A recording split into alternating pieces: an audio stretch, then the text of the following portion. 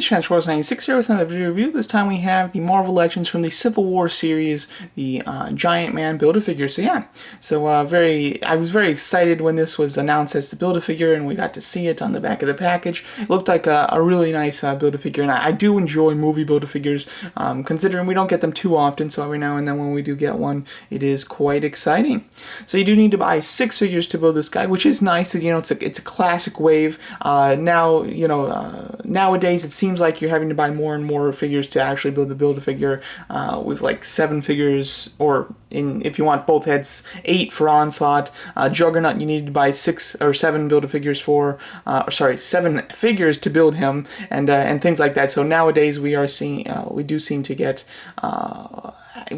seem to force to buy more figures to actually build the Build-A-Figure. Dormammu, which is the next one, you need to buy 8 figures for, I believe. So yeah, so it is nice to get a nice classic wave with 6 figures, and that's all you need to build Giant Man.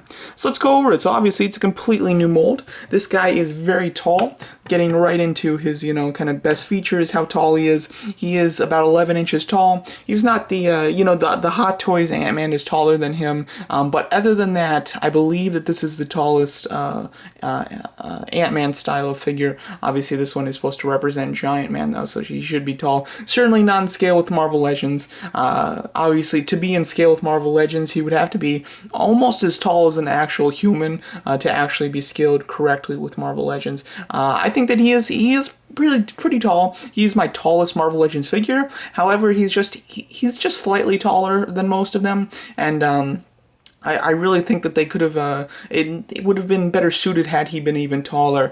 He's a rather thin figure, so I think that they could have, you know, they could have afforded to make him a bit taller, make him, you know, I'd say 14, 15, 16 inches. That would have been really nice. It would have been kind of special, and it would have been pretty cool. I would be okay if they added more figures to this wave, so you had to buy like 8 figures to build him, and in doing so, they made him even taller, maybe about, you know, 16 to 20 inches if you had to buy 8 figures to build him. That would have been great. It would have been something really special. I think people would have been going nuts over this wave. Unfortunately, though, they made him just slightly taller than your average Build-A-Figure, so he's enough to say that he's tall, but obviously he's not anything too spectacular, which is unfortunate. And of course, nowhere near actual in scale with the actual Marvel Legends series.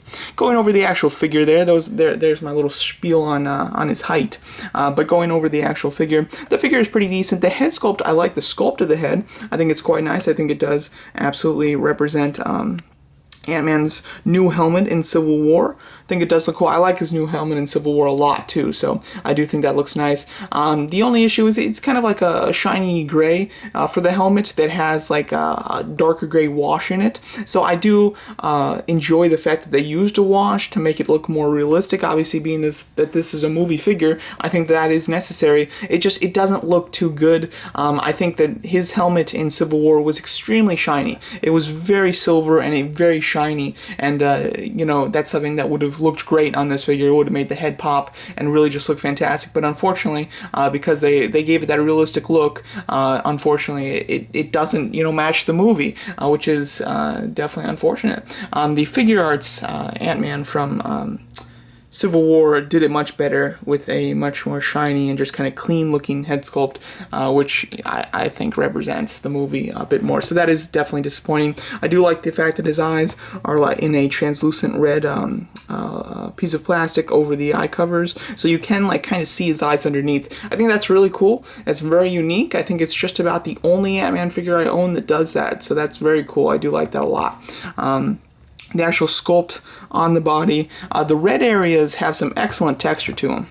As you can see, you have some great texture there in the red areas. In the other areas, you do have some great texture as well. That kind of, it's kind of like a really light gray. It's almost coming off as a bit of a brownish, but there's some great line work in there as well. So, and then the black, that's pretty flat. But overall, some great detail, especially in that red. You can really get a feel of the texture of his outfit, which is very nice.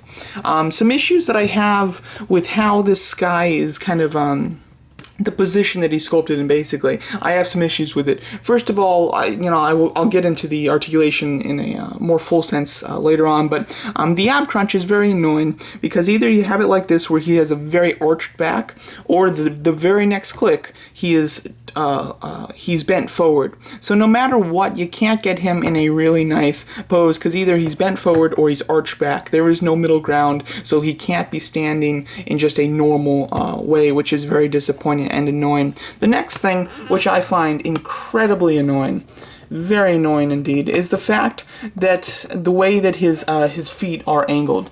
The feet are pointed. When you have the feet pointed forward, the knees are then pointed close to each other. The knees should be lined up with the feet, and therefore the feet should be pointed a bit more this way so that they're lined up with how the knees are pointed. But unfortunately, if you have the feet pointed forward, the knees are pointed together, or if you have the knees pointed forward, the feet are pointed out, and that makes him really unstable. So although I like the look of this better than this, the only way to get him stable, or at least comfortably stable, is to have his knees pointed in together, which is definitely a huge annoyance, and I really don't like that at all. The shoulder, there is quite a big gap in the shoulder. I think that they would have done better if they had used a larger shoulder. I think that would have looked a lot better because like this, there's just a big gap in the shoulder, like around the entire thing. So looking dead on, it's not too bad, although the shoulders do look a bit small, but from the sides, it definitely is very noticeable and annoying as well. Going over articulation is pretty decent, standard Marvel Legends. He has a ball joint on a hinge where he can look up and down. He can look up and down extremely far, which is great, especially since he's a tall figure. It is great that he can look down quite nicely. He has ball hinge shoulders with a bicep swivel, double hinge elbows, and hinge swivel wrist. The ab crunch we've touched on a bit, but this is as far forward as it goes, and this is as far back as it goes, so not a great range in the ab crunch, as well as, obviously, there's a lot of awkward positions that you can put him in with the ab crunch because he doesn't straighten out properly. He has a swivel waist, which is nice and it does work well. He's got ball hinge thighs, or just ball jointed thighs, sorry. They hinge out very far, and they hinge to the side an extreme amount, which is very cool. He's got a swivel at the thigh there, double hinge knees, and then hinge pivoting ankles. The pivot is quite nice, however, the pivot takes a huge turn. Like, it doesn't just pivot a bit, like it should be able to pivot like this, but unfortunately it pivots like this, it just swings. Sorry if you saw that. What I was trying to say is that it should pivot like this. Unfortunately, it pivots like this, it goes way far out when you pivot it, which means if you have him in a wide stance, he just looks very strange, and you have to turn his thigh like this to get it to actually be lined up with him. So again, the ankles are just really poorly designed. I think that I would have liked this figure a lot better had the ankles had just a more thought out design to them, so that they'd be pointed straight with the knees, as well as that the ankle pivots the correct amount, because I've seen figures that have that type of pivot where their feet goes way to the side when they pivot.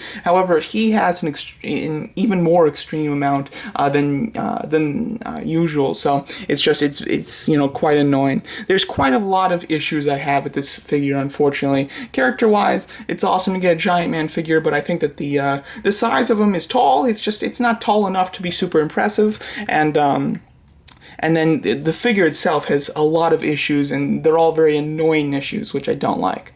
Here's a little size comparison, so you can see him with the figure arts. Ant-Man, which has the same design costume, and then there's also the Ant-Man from the first movie Ant-Man Marvel Legends series, so you can kind of see him compared with a average Marvel Legends figure. So basically they come up to just about where his ab crunch is where the Marvel Legends figures come up to. So he is quite tall again, but had they made him like 5 inches taller, I think that he would have just been super impressive. I think people would have been really excited and really anticipating this guy. But unfortunately, without that, he's nothing too great. But the thigh joint is really nice, I must say. So let's get him in a quick pose. To say goodbye. You can get him punching the ground, doing like a standard Iron Man style pose. I think that that would work quite nice. All right. lower the camera a bit. So there you go. There's my review of the Marvel Legends Build-A-Figure Giant Man figure from the Civil War series. Thanks so much for watching, and let me know what you guys think of this figure.